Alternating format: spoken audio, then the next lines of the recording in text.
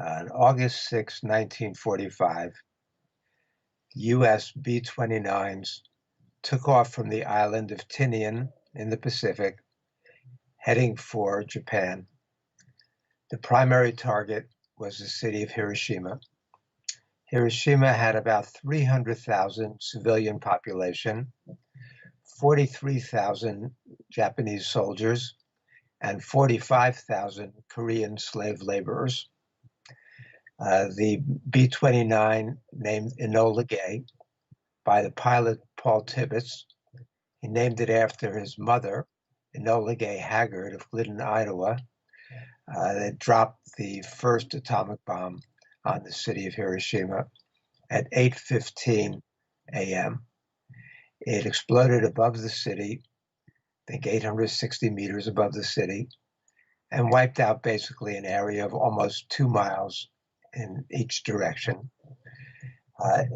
The immediate impact, well, we know that the death toll by December of that year, December 1945, was up to about 140 to 150,000.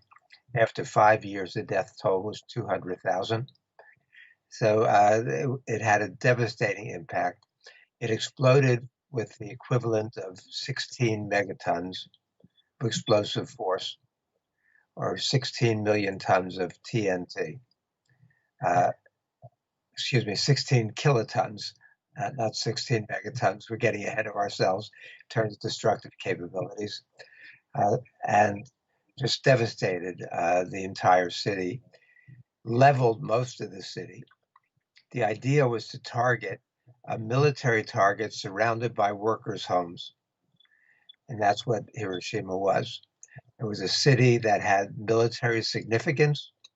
It was a city with the Western Defense Command. It was a city from which at the port, Japanese troops spread out throughout the empire. So there were some soldiers there. The original U.S. Strategic Bombing Survey official report said that 3,243 soldiers died in the bombing. But that number was probably low. There were more soldiers than that killed, and overwhelmingly the victims were women and children, Japanese civilians. So that was the first atomic bomb. On August 9th, the United States dropped the second atomic bomb over the city of Nagasaki. The bomb that exploded over Hiroshima was a uranium bomb.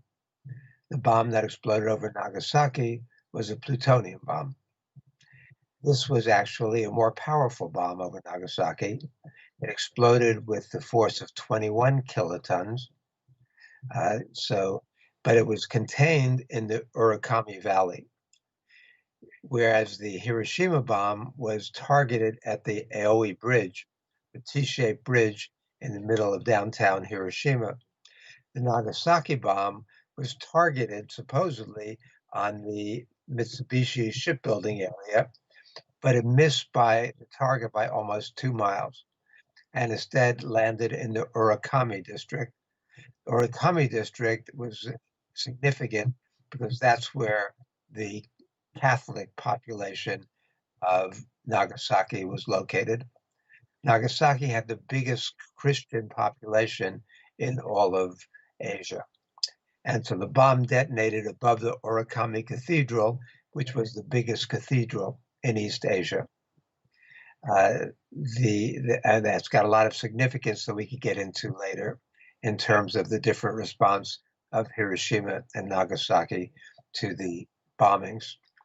So in Nagasaki, there were approximately 74,000 dead by the end of 1945, and 140,000 to 150,000 dead by 1950.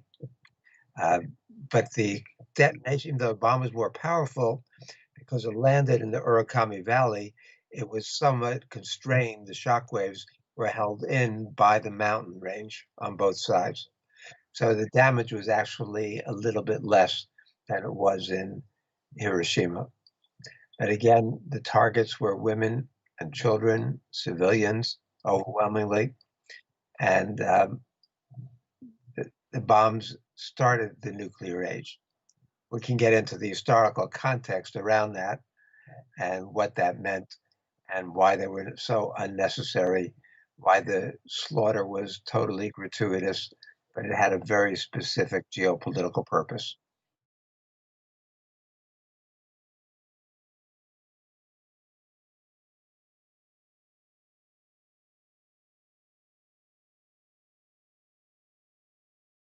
Let me give you some examples about the bullshit that the mainstream media publishes about the dropping the atomic bomb by learned people. These are not idiots.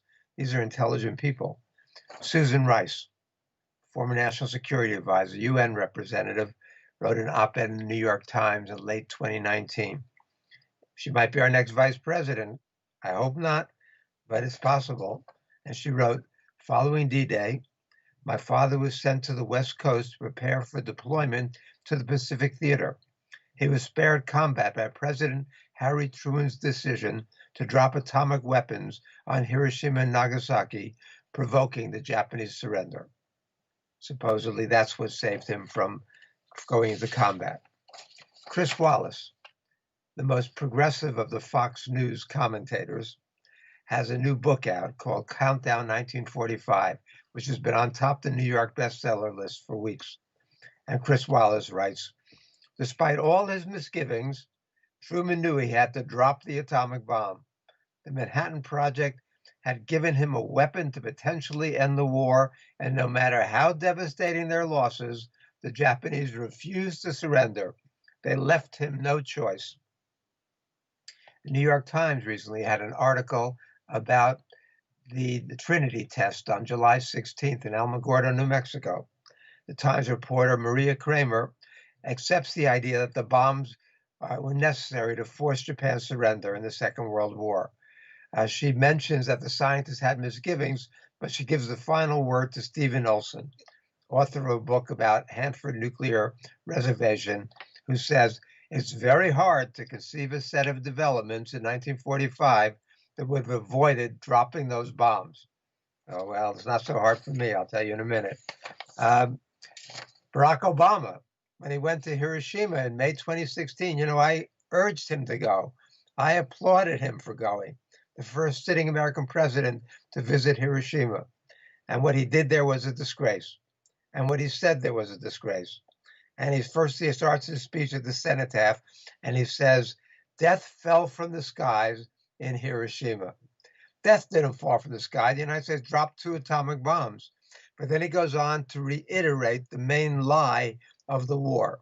He says, World War II reached its brutal end in Hiroshima and Nagasaki.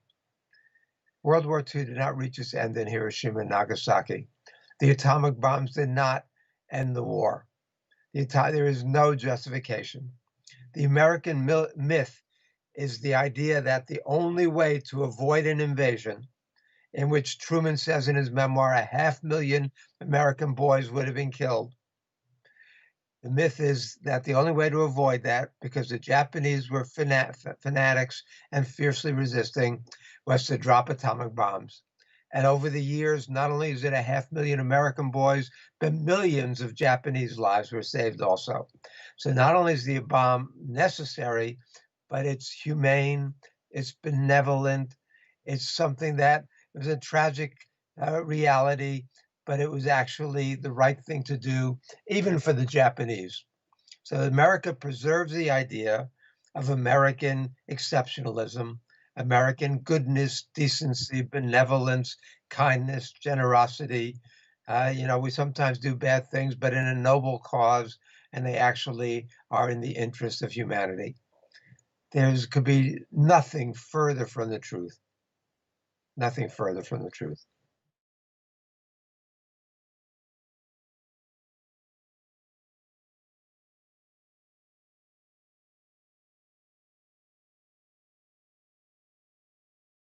Well, there's a lot in that sentence that it could take me a few hours to unpack. Let me start with the myth. The myth begins shortly after the atomic bombings. Truman's initial statement does not talk about saving lives and avoiding an invasion. His initial statement talks about revenge for Pearl Harbor. He initially said thousands of American lives were saved. He then ups in the early drafts of his memoir to 250,000, then to 500,000. Later in life, he says 1,000,000. George H.W. Bush, former president, said that Truman's tough, calculating decisions saved millions of American lives. So the number keeps going up as the evidence piles up that they were unnecessary. Number one. So initially, 85% of Americans told pollsters that they supported the dropping the atomic bombs. That was the Gallup poll.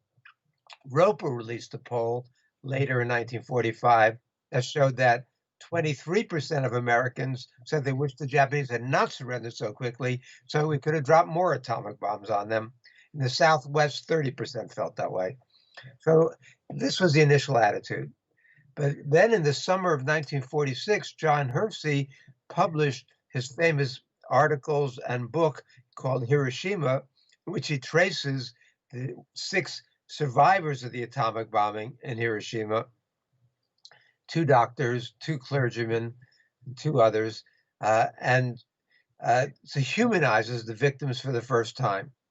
That was electric. It caught on everywhere. People were reading it, repeating it, buying hundreds and thousands of copies and distributing them. And so then the American leaders realized that the myth that they had started to construct about defending the bombing was unraveling. So Secretary of War Stimson, former Secretary of War at this point, Stimson, writes an article in Harper's Magazine defending the bombing and laying out what later became the heroic narrative, the triumphal narrative, the myth that we're talking about. So that was Stimson's doing. But Stimson had grave misgivings. McGeorge Bundy helped him write that. McGeorge Bundy talked about Stimson's misgivings. Stimson knew that the atomic bombs were unnecessary. Stimson, in fact, the Secretary of War, tried to convince Truman over and over again to to change the surrender terms, to tell the Japanese that they could keep the emperor.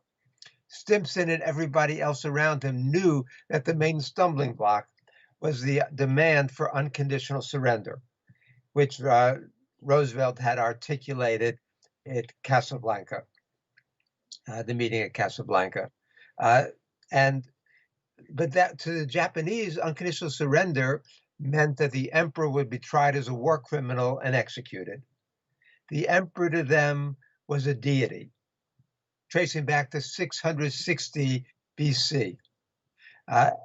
General MacArthur's Southwest Pacific Command issued a background briefing the summer of 1945 that said execution of the emperor to them would be comparable to the crucifixion of Christ to us. All would fight to die like ants. They knew that. All the advisors around Truman, with one major exception, urged him to change the surrender terms. They pled with him. They've intervened repeatedly. Forrestal, Leahy, Stimson, the military leaders, they all knew that there was possibility that the Japanese would never surrender unconditionally the way the U.S. was demanding.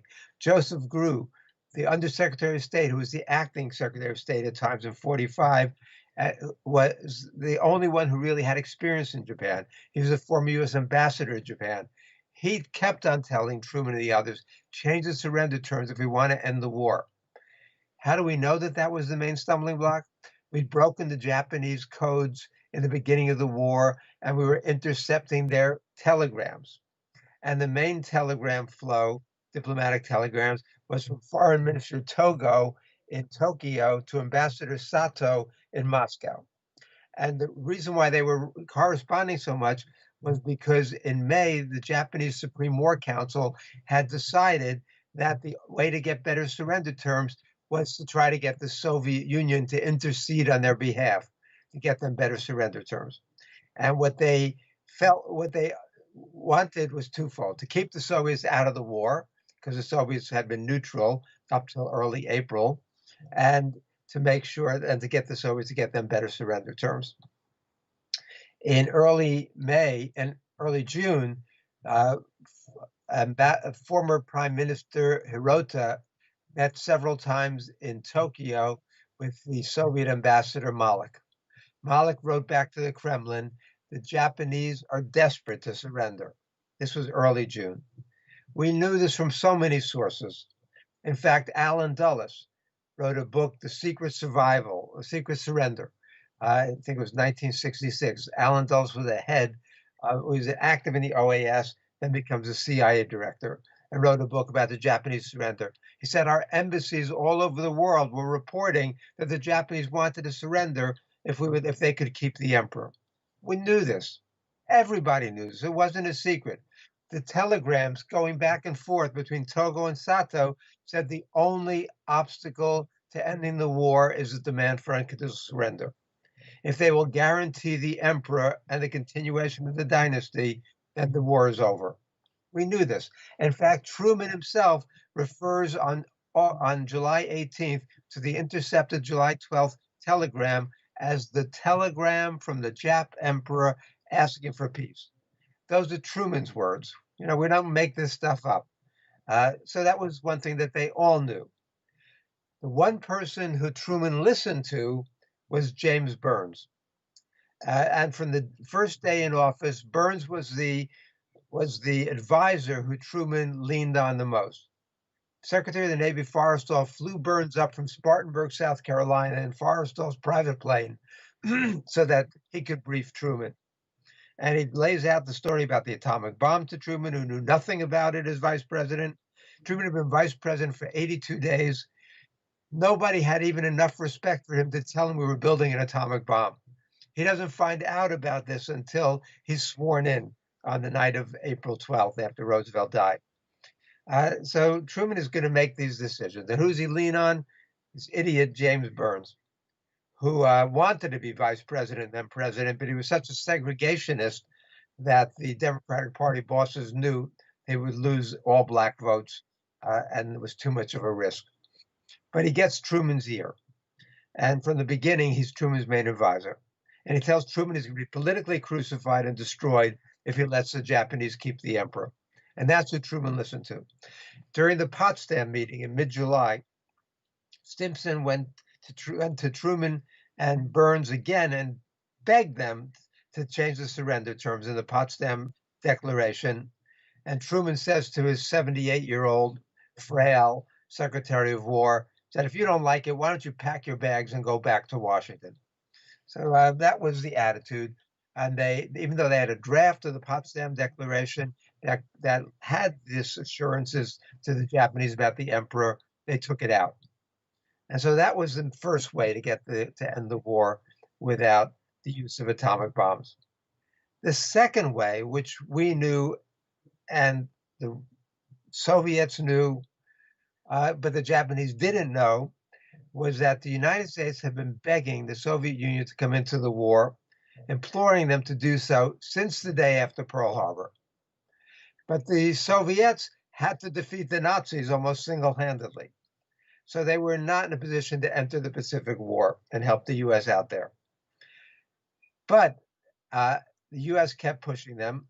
And at the meeting at Yalta between Roosevelt and Stalin and Churchill, Stalin gives his agreement that the Soviets will enter the Pacific War 3 months after the end of the war in Europe, which means August 8th or August 9th. The Soviets will be in the Pacific War. Everybody knew what that meant. The Joint Intelligence Committee to the Joint Chiefs of Staff had a report on April 11th, 1945, in which they said, if at any time the USSR should enter the war, all Japanese will realize that absolute defeat is inevitable. They've repeated that on other occasions.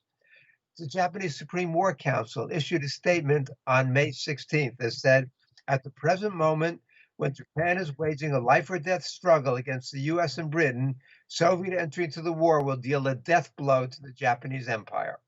We knew that from the Japanese. We knew that from the Soviets. We knew that from our intelligence.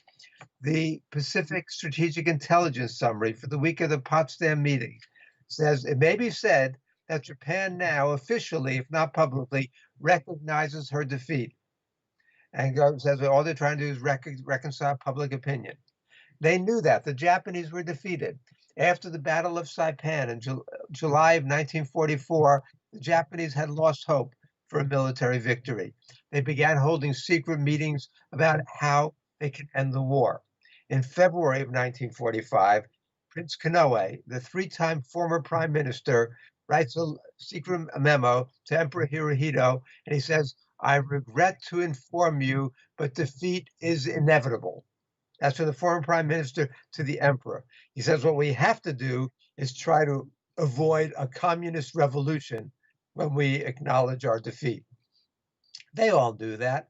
The military leaders, they all knew that. There were some fanatics. It's important to note that there were some fanatics who said if 100 million Japanese are willing to die together, we can't be defeated.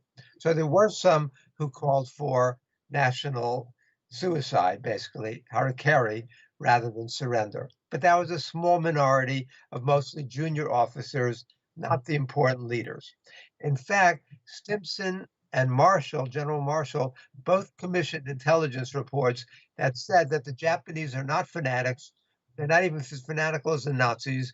When they know they're defeated, they're going to surrender. So we knew that, despite our claims to the contrary. Uh, so we can get into some more detail about who is the real target, what Truman knew, and what alternatives there were.